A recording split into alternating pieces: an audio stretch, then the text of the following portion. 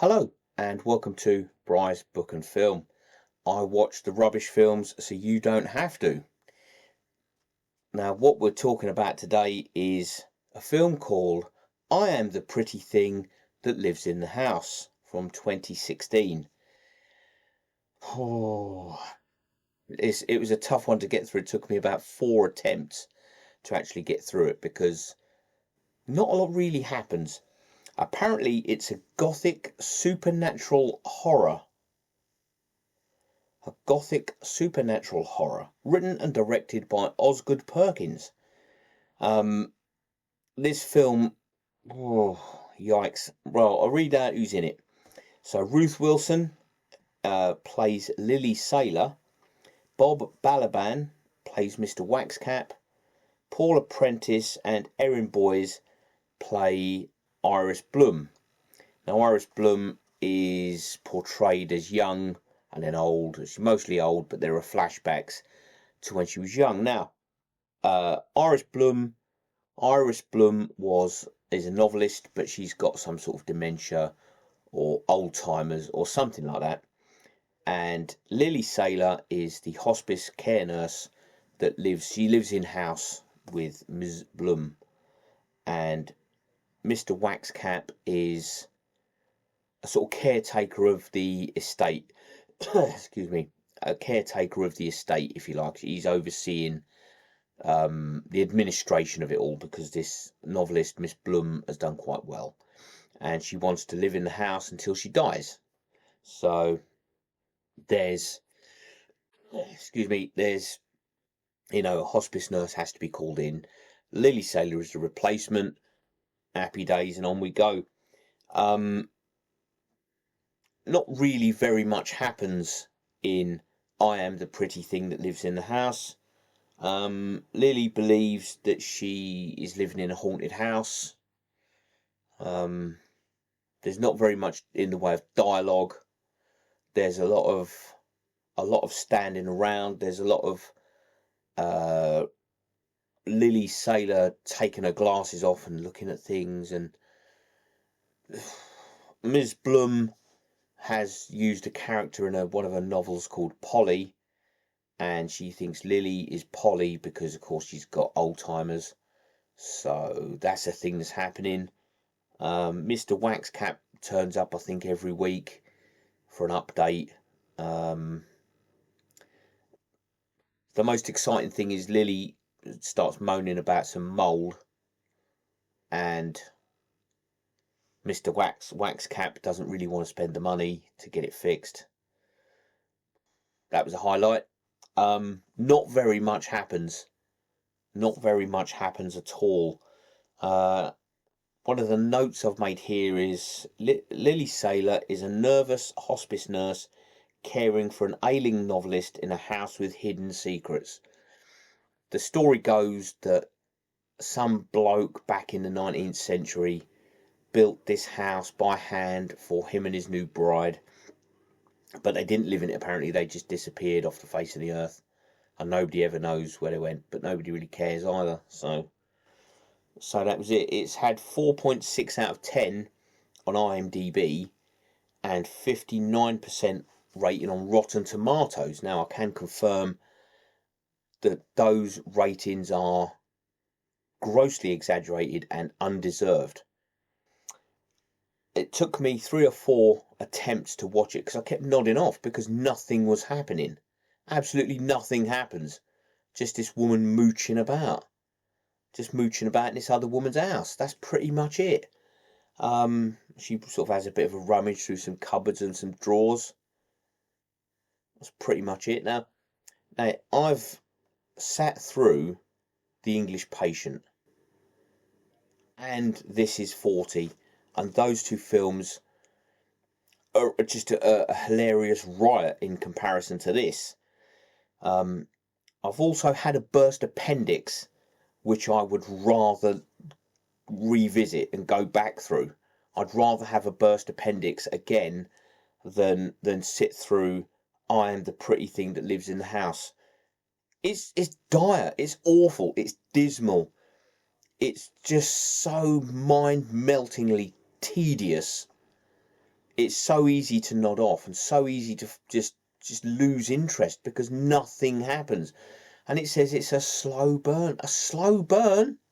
I'll give you slow burn. Yikes. A slow burn is watching your grass grow in your garden or watching a dog turd turning white.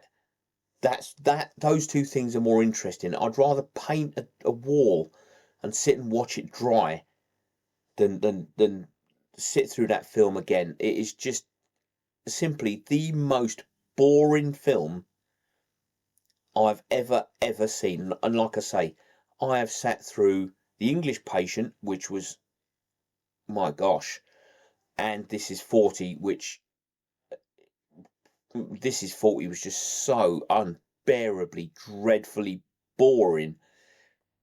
But this, it's like somebody sat there and said, what's the most boring film I've ever watched? Oh, it's got to be The English Patient.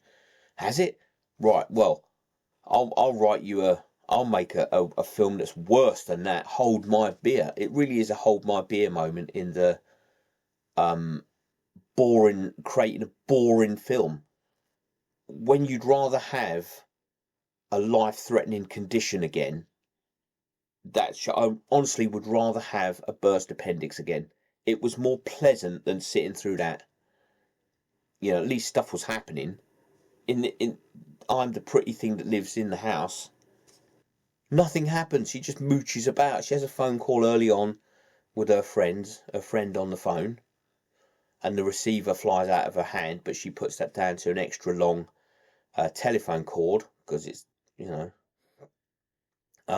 the end, Lily Saylor is mooching about, and then she just sees some sort of apparition or something and dies of fright.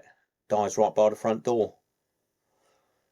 And then I suppose by extension Iris Bloom, because she's not being cared for, she dies as well. So that's a thing that happened. In the end, Mr. Waxcap comes round, I suppose, for his weekly update visit and discovers Lily dead behind the front door because he can't get in because she's blocking it. And then you see, the sort of the medical people turn up to take the bodies away. And then the credits come up, and that's basically the best bit of the film, because you know that the relief is over. Well, actually, no, that's not strictly true. The house is moved on. Other people live there under the watchful eye of the resident ghost. I mean, yikes! What a snooze fest! It was just so. Pardon me. It was so dull. It was so boring. I just haven't got the words to tell you how. Just, oh my gosh! Just if you see it on Netflix, trust Bright Grills. Miss it. Give it a miss. Honestly, you'd be better off watching your grass grow. It is that poor. It was that dismal. It was that boring. I know not all films can be, a riot of action and stuff and dialogue and jokes and what have you from start to finish. But there was just nothing. You could count the amount of sentences spoken through the film on the fingers of a leper's right hand. Just boring, just dull. Give it a miss. Avoid it. I'm the pretty thing that lives in the house on Netflix. Trust Bright Grills. Miss it. Skip it. Avoid it. Don't bother. You're not missing anything. There it is. So the brutally honest film review. So it's going to get, let's have a think. I'm going to give it a knocked over cup of coffee rating.